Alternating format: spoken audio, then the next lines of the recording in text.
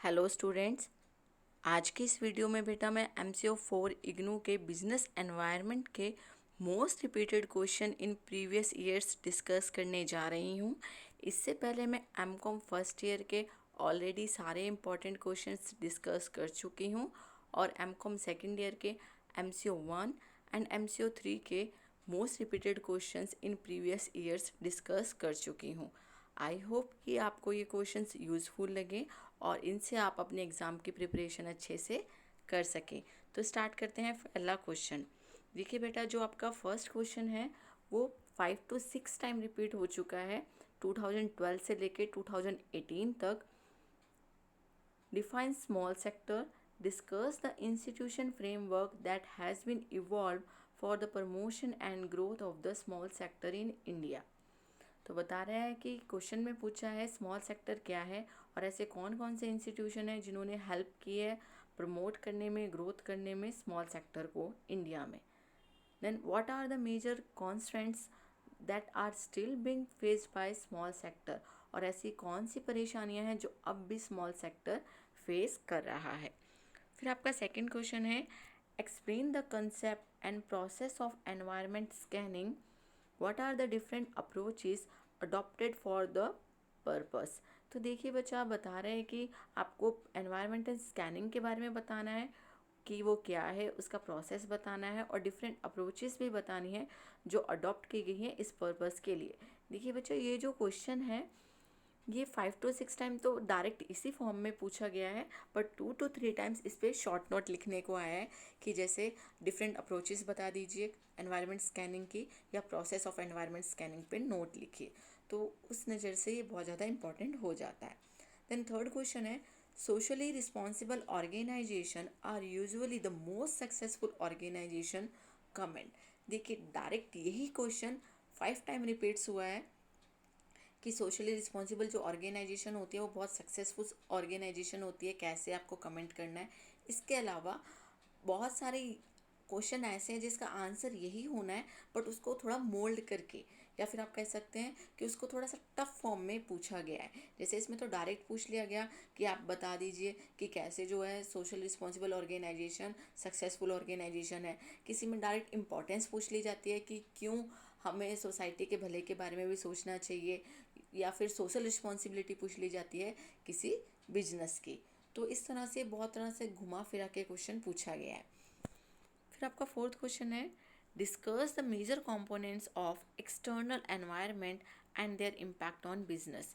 तो बताने हैं आपको कि जो एक्सटर्नल एनवायरनमेंट है उसके कौन कौन से ऐसे कंपोनेंट्स हैं जो इफेक्ट डालते हैं किस पे, बिजनेस पे। Then fifth question is why is foreign capital so important for India's economic development, point out important policy changes announced by the government to attract foreign capital since July 1991। तो 1991 में जो आपने announce की थी policy government ने, उसके बारे में बताया गया कि कौन कौन सी ऐसी पॉलिसी अनाउंस की थी ताकि हमारा फॉरेन इन्वेस्टमेंट जो है वो बढ़ जाए।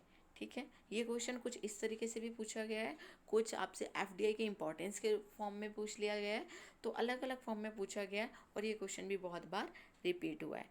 फिर उसके बाद पूछा गया है नेक्स्ट क्वेश्चन, ये आपका क्वेश्चन 7 टाइम्स रिपीट हुआ है। State the SEBI guidelines. SEBI की गाइडलाइंस पूछी गई है in respect of promoters share holding, new financial instruments, terms of the public issue और डॉक्यूमेंट्स टू बी सबमिट। तो बताना है कि सेबी की गाइडलाइंस इन चीज़ों के लिए क्या क्या है। फिर शॉर्ट नोट की बात कर लेते हैं कि किस किस पे शॉर्ट नोट लिखने को आया है। फर्स्ट है आपका concept of corporate governance and requisite of good corporate governance. देखिए बच्चा, दो तरह के शॉर्ट नोट आए हैं। एक तो डायरेक्ट आपसे पूछ लिया गया था कि कॉरपोरेट गवर्नेंस क्या होता है और उसके रेक्विजिट बताने हैं कि क्या क्या क्या चीज़ें होनी चाहिए एक गुड कॉरपोरेट गवर्नेंस के लिए, कौन कौन सी चीज़ें ज़रूरी है। और इसी को क्वेश्चन फॉर्म में भी 2 to 3 टाइम्स पूछा गया है। कहने का मतलब ये शॉर्ट नोट में बहुत बार आया है बट क्वेश्चन की फॉर्म में भी आया है। Then competition commission of India के ऊपर शॉर्ट नोट आया है। स्टॉक एक्सचेंज के ऊपर आपको पढ़ना है, स्टॉक एक्सचेंज की पूरी डिटेल्स पढ़नी है बेटा कि स्टॉक एक्सचेंज क्यों ज़रूरी है, स्टॉक एक्सचेंज के अंदर क्या क्या होता है, सारी चीज़ें आप पढ़ेंगे। स्पेशल इकोनॉमिक जोन के बारे में पढ़ेंगे, SEZ कि क्या होता है, इसके अंदर कौन सी फैसिलिटी गवर्नमेंट प्रोवाइड करती है, किस तरह से स्पेशल इकोनॉमिक जोन है जो बनता है। ठीक है, फिर आपका है trade related intellectual property rights, जिसे आप ट्रिप्स भी कहते हैं, उसके बारे में शॉर्ट नोट लिखने को आया है। डिस्टिंग्विश बिटवीन, ये थोड़ा कम देखने को मिला है, अलग अलग डिफरेंस आते हैं, अलग अलग चीज़ों पे पूछे जाते हैं। बस ये 2 to 3 डिफरेंस है जो बहुत बार रिपीट हुए हैं, जैसे कि प्राइवेटाइजेशन और डिसइन्वेस्टमेंट में क्या फ़र्क है, स्ट्राइक्स एंड लॉकआउट्स में क्या फ़र्क है, और रेपो रेट और रिवर्स रेपो रेट में क्या फ़र्क है। देखिए बेटा, ये जो आपका डिस्टिंग्विश बिटवीन है ना, इसके लिए आपको थोड़ा हार्ड वर्क करना पड़ेगा, क्योंकि हर साल एक नया ही आपको पूछा गया है कि किस इन चीज़ों में डिफरेंस बताइए। बस जो आपका रेपो रेट और रिवर्स रेपो रेट है या स्ट्राइक एंड लॉकआउट है, ये 4 to 5 टाइम्स पूछे गए हैं। फिर इसके अलावा ये तो आप करेंगे ही, इसके अलावा ये जो मैं इंपॉर्टेंट टॉपिक्स आपको बता रही हूँ, ये आप पढ़कर ही जाएंगे।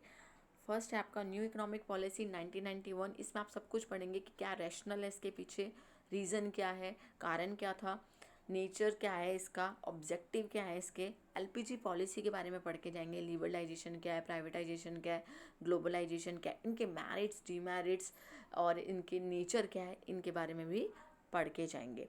फिर balance of payment, very very important बेटा। एमकॉम फर्स्ट ईयर में भी बैलेंस ऑफ पेमेंट बहुत ज़्यादा पूछा गया है, एमकॉम सेकंड ईयर में भी बहुत ज़्यादा पूछा गया है। इसमें आप सब कुछ बताएंगे। मेजर्स, स्पेलिंग थोड़ी मिस्टेक है इधर, मेजर्स MEASURES वाला मेजर्स है इधर, कौन कौन से मेजर्स हैं बैलेंस ऑफ पेमेंट को नापने के। Types of balance of payment account कौन कौन से हैं, इनके बारे में क्वेश्चन ज़रूर पूछा गया है। फिर फॉरेन डायरेक्ट इन्वेस्टमेंट के बारे में पूछा गया है, आपको पता होना चाहिए FDI क्या होती है, इसके होस्ट कंट्री को क्या फ़ायदे हैं, होस्ट कंट्री को क्या नुकसान है, इसके अलावा जो आपकी होम कंट्री है उसके एडवांटेज डिसएडवांटेज, ये सारी चीज़ें। फिर monetary policy and fiscal policy के बारे में बताया गया है कि मॉनेटरी पॉलिसी क्या होती है, फिस्कल पॉलिसी क्या होती है। जैसे मॉनेटरी पॉलिसी कौन हैंडल करता है, फिस्कल पॉलिसी कौन हैंडल करता है, मॉनेटरी पॉलिसी के इंस्ट्रूमेंट्स, फिस्कल पॉलिसी के इंस्ट्रूमेंट्स, ये सब। सेबी के बारे में आप बहुत अच्छे से डिटेल में पढ़ेंगे।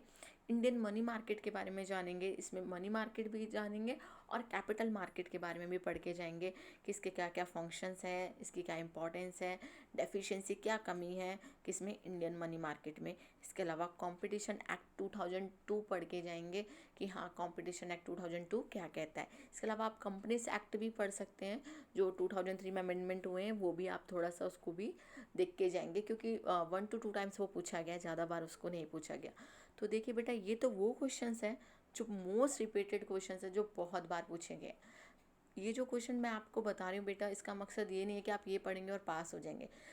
मेरे को ये क्वेश्चन देने का मकसद यही है आप लोगों को, कि आप लोगों को पता चल जाए कि आपको कौन कौन से ऐसे टॉपिक है जो बहुत अच्छे से प्रिपेयर करने हैं, जिनको आप स्किप नहीं कर सकते।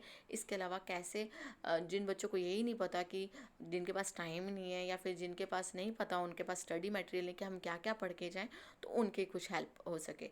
तो आई होप आप ये वीडियो पसंद करेंगे और आगे इसको शेयर करेंगे, ताकि उन लोगों तक ये पहुंच सके जिनको इसकी नीड है। Thank you students.